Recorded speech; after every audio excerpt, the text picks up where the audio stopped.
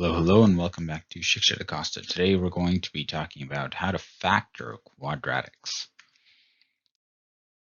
Today you're going to learn how to turn a quadratic from standard form into factored form. And you're successful with these skills when you can factor trinomials, so things with three terms, that look like this. That is the standard form of a quadratic, where the a value is either equal to 1 or where a is a common factor of all three. So you're going to learn how to factor this by various methods. To start off, what is the value of the missing dimension in each of these cases? Take a second to pause here and see if you can figure out what it is. What is the area in this rectangle? Well, length times width is area, so 2 times 8, that's pretty easy to figure out that this should be 16. What's the width in this rectangle? Well, again, length times width is area, so 3 times something is supposed to get us 18. And I think that number would have to be 6, since 3 times 6 is 18. And finally here, something times 9 got us 63, length times width. And that something would have to be 7, because 7 times 9 is 63. So what we've done here is multiply two things to get an area. But what we've done in these two rectangles cases is we have found another factor, something that could be multiplied to get this product, 18. And same thing here for 63. Let's talk about how to expand brackets. And this is something you should know already, right? The distributive property just goes 3 times x is 3x, and then 3 times 3 is 9. So 3x plus 9 is the product of two factors. So in the previous slide where we were multiplying rectangles, we're trying to find the factors that gave us that area, and we got 7 and 9 make 63. Well, a factor doesn't just have to be a number. It could be a number, or it could even be an algebraic expression, x plus 3. This is a factor because it is being multiplied by 3 to get 3x plus 9. That is the product. So a factor can be more than just a number. It can even be an algebraic expression. If you are asked to factor something, and so that's used as a verb, if you're asked to factor an expression, you have to reverse this process. You have to reverse the expansion of the brackets and come up with two factors that when you multiply can give you the product. In this case would be 3x plus 9. So going from here to here, this is expanding the brackets. But going backwards is factoring, creating two factors that multiply to this. And to do that, you have to find what's called the greatest common factor, GCF. Finding the greatest common factor between two terms can be a little bit tricky until you get the hang of it. So let's look at 6x and 24. What are the factors of 6x? What things can we multiply to get 6x? Well, the factors are 1 times 6 or 2 times 3 would all give us 6. So 1, 2, 3, and 6. And also x, right? Because there is an x here. The factors of 24 are 1 times 24, 2 times 12. Notice the pattern, what I'm doing here. 3 times 8, and 4 times 6. Now, when these numbers are so close together, there's probably not another factor in between. So let's see. All of these are numbers that could be factors of 24. Which factor is greatest between these two? It looks like 6. Both of them have 6 in common. So if I was going to factor 6x plus 24, both of them can be divided by 6 to get a whole number, because 6 is a factor of both of them. So 6x divided by 6, that will give us just x, because these would just cancel out. And 24 divided by 6 is 4. Notice I divided by 6 in both cases. So 6x plus 24 is the same thing as 6. This is the number that I divided out, times x plus 4. So 6, this is where I got this number. That was the greatest common factor. And here's where I got the other two numbers. That was once I divided each of these two terms by that greatest common factor, that's what I got.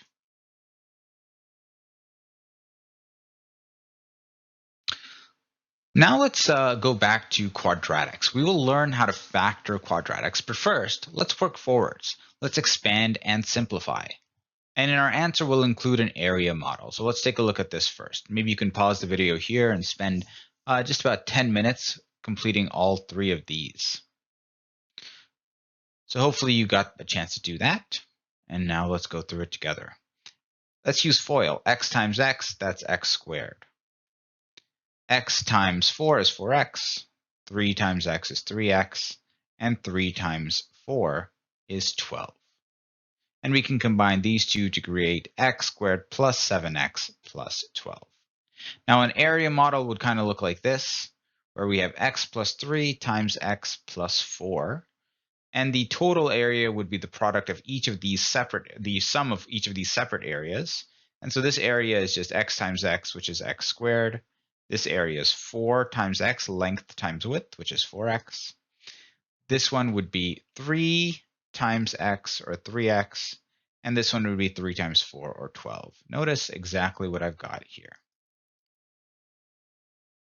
For our next one here, I'm going to do this a little bit faster. X times x times 5, x times 3, and 3 times 5. And those two are like terms.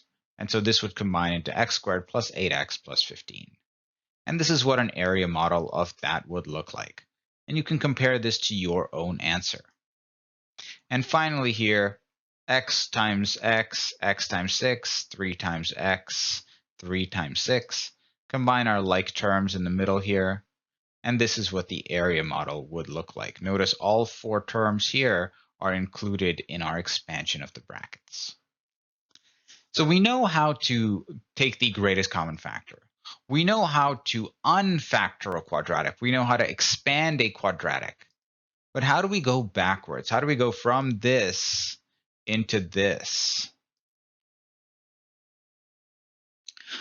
You can pause the video here and copy and complete this table to see if you can figure out any patterns in the table, and use those patterns to predict the length and width of a rectangle that has each of these areas. So thinking back to our area models from the previous slide, this could be the area of a rectangle. We want to look for a length and a width. But to do that, you have to fill out these 3 columns. And I'll leave you to do that now. Okay, hopefully you got a good chance to do that. Let's take these up. So in this case, the value of b is clearly 7. And in this case, the value of c is clearly 12. For these 2 rows, very similarly, the value of b is 8, and the value of c is 15. And the value of b is 9, and the value of c is 18. So b and c are pretty easy to identify, right? It's the number that's in front of x, that's b, and the number that's just by itself is c. And we can find out, if this is our length and this is our width, what is the area going to be? We know how to use FOIL. I'm not going to go through all of that, by myself here again. But here it would be, this would be x squared plus 8x plus 16, and the value of b, therefore, would be 8. And the value of c would be 16. And finally, over here, x plus 4 times x plus 5 will get us x squared plus 9x plus 20. b is 9, and c is 20. Okay, do we notice any patterns in this table? So here we have x plus r and x plus s. These are random numbers for r and s. Is there a pattern between these numbers and this number these numbers right here? I'm seeing 3 and 4 and 7. Well, 3 plus 4 is 7. 3 and 5 is 8. And 3 plus 5 is 8. To get b, is it as simple as just adding up r and s? Let's see. 3 plus 6 is 9. 4 plus 4 is 8. 4 plus 5 is 9. Oh, that's kind of neat. So if our length and a width look like this, x plus r and x plus s, the value of b will just be r plus s. What about the value of c? Do you notice any patterns? 3 plus 4 is 7, not 12. Subtracting will just make it smaller. What about multiplying? 3 times 4, that would give us 12. 3 times 5 would give us 15. 3 times 6 would give us 18. So to get C, is it just R times S? Let's see, 4 times 4 is 16, and 4 times 5 is 20. All right, so those two patterns really held up. Let's use that pattern to predict the length and the width of this rectangle here. So this one, B, would be two numbers that would add up to 8. And I think that would be 2 and 6, because 2 times 6 is equal to 12. So if I can come up with these numbers, 2 and 6, then I can just turn this, I can factor this very easily into x plus 2 and x plus 6, these two numbers. So let me see if there was an easier way. Now, it took me kind of a little while to guess this by myself. I was going through like 1 and 8, 1 and 7 make 8, and then 1 times 7 is 7, and maybe like 3 and 5 make 8, but like 3 times 5 is 15. It took me a long while to land on just 12. So I kind of want to make my job a little bit easier. Instead of looking at the B value first, I'm going to look at the C value. So I'm going to look at 21, and I'm going to look for factors of 21 and see if I can find two of them that add up to B instead. So instead of doing it this way, I'll do it this way. So 1 times 21 gives us 21, but 1 plus 21 is 22. That's not it. 3 times 7 is 21. And yes, 3 plus 7 is 10. 10 is what I was looking for. So this will pretty easily factor into these two numbers, x plus 3 and x plus 7. And the order of these two does not matter. Okay, so I think I've got the hang of this. I think I'm going to just very quickly use my factors of C first. So factors of 30. Let's see, 1 and 30. 2 and 15 make 11? Nope. 3 and 10? Nope, that doesn't make 11. What about 5 and 6? Yes. 5 times 6 is 30, and 5 plus 6 is 11. So this can be factored into x plus 5 and x plus 6. And finally, this last one here, I'm looking for factors of 18 that add up to 11. Let's see, 1 times 18? Nope. 2 times 9? Yep. 2 plus 9 is 11. 3 times 6 would not be 3 times 6. 3 plus 6 would be 9, and I was looking for 11. So this would factor into x plus 2 and x plus 9. So we know how to factor these when the numbers are all positive, x plus r, x plus s. What if they're not? What if they are negative? So over here we have negative r and a positive value for s. So what would the area be, length times width?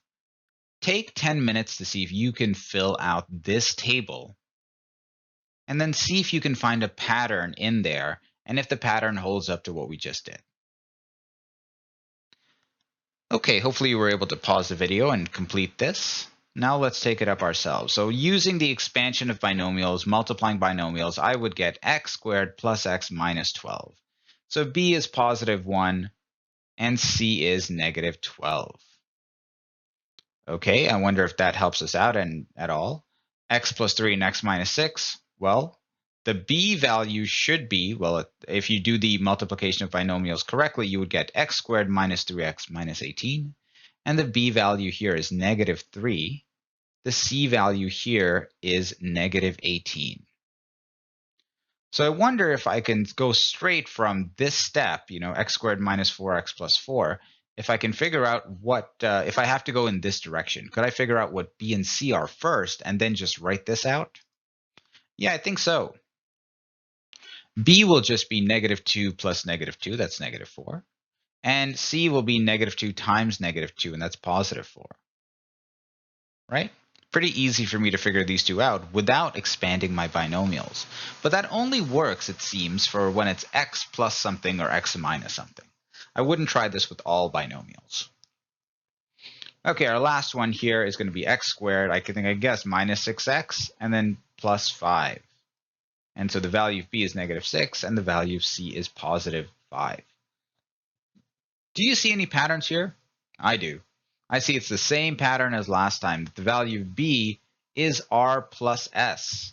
So in this case, this would very easily factor. What are two numbers that add up to two factors of 15 that add up to -2? Not 1 and 15, -5 and +3. So one thing to notice in these first two rows of the table, this value of c was negative. And in both the length and the width, either r was negative or s was negative. If both of them were negative, then c was a positive number. That makes sense, right? When you multiply two negatives, you get a positive. Now the value of b is all over the place. In this first row, s, the positive number, was bigger than the negative number, and that's how we ended up with a positive b. But if the negative number is bigger than the positive number, then the value of b will also be negative. Okay, so the bigger one will win out in this case for b. Over here, both of these are negative, so of course b is going to be even more negative than both of them. Okay, so with that in mind, let's look at this trinomial right here. So if c is negative, that means that one of them is going to be a negative number. And because this is positive, I know that the bigger number will be positive. Let's see, what two numbers multiply to get you 24? Let's see, 1 and 24, no, 2 and 12. I'm looking for a difference of 2. 3 and 8. No, there's a difference of 5. 4 and 6. Yeah, 4 and 6 are 2 apart. Which one is going to be bigger? Of course, the 6 is, because this number is positive. -4 times 6 is -24, and -4 plus 6 is +2. So just like that, you should be able to complete these two. I'll invite you to pause the video and for just a minute and a half, even 2 minutes if you need it, see if you can figure out what the two factors of these are. Hopefully you were able to see that this one was x minus 6 and x plus 5, because they multiply to -30, and the bigger one is negative, so when you add them together, you'll get -1. And that this one was x minus 1 times x minus 7. So just to summarize here, if a quadratic expression that looks like this, if it looks like this, it can be factored, because not all of them can be factored. If it looks like this and it can be factored, then it would be factored into two binomials, x plus r and x plus s, where if you add up r and s, you get the middle term here, b, and if you multiply them, you get the last term here, c. R and s are integers in this case, whole numbers. If you factor out the greatest common factor first, this will help you out a lot. And that's easy to do. You just find the factors of each term, look at the greatest one. Divide every single term by that greatest common factor and rewrite the new expression in brackets. And put that number in front of the brackets to show that they must be multiplied because this is a factor. Okay? Let's do a couple of examples because I know I threw a lot at you today. Just this one example here, factor 3x squared plus 21x plus 36. So all three of these, 3, 21, and 36, these are all divisible by 3. These are all multiples of 3.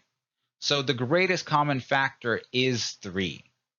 And I'll divide all of them by 3 to get x squared. This divided by 3 is 7x, and this divided by 3 is 12. That greatest common factor gets written in the front here. And so therefore I have factored this out. Now that I've done that, it's so much easier to factor this, right? I know what to do with this. I look for factors of 12. 1 plus 12, is that 7? No, that's 13. 2 times 6 is 12, but that adds up to 8. I'm looking for 7. 3 times 4 is 12, and 3 plus 4 is 7. Great. So this will factor into x plus 3 times x plus 4. If I expanded it, I'll get this. But if I factor it, I should get this. Well, if I think this is the right answer, because I've been asked to factor it, I can always expand it to check, couldn't I? So let's do that. FOIL, right? X times x is x times x. That would be x squared. And then the outer two, x times 4. The inner two, 3 times x. And the last two, 3 times 4. When we add these together, we get 3 times everything that's in here, right? So 3 times x squared plus 4x plus 3x plus 12. These two are like terms, so it'll combine into 3 times x squared plus 7x plus 12. And now when we distribute to all three of these, we end up with this expression right here. And isn't that the same thing we've got here and that we've got here? So we can see that we started with this and we factored it to get this. And we did that in 2 steps, the greatest common factor, and then this, which is called the sum product rule. Okay, that's how we factored it. And to check if we did it correctly, we always can expand it. So we use FOIL to expand this part and then distribute the number in front. And when we're fully expanded, we should end up exactly where we started. If you like this video, please like, rate, subscribe, and join our mailing list. And you can find this lesson as well as practice questions, solutions, handouts, and more on our storefront. Thanks and have a great day.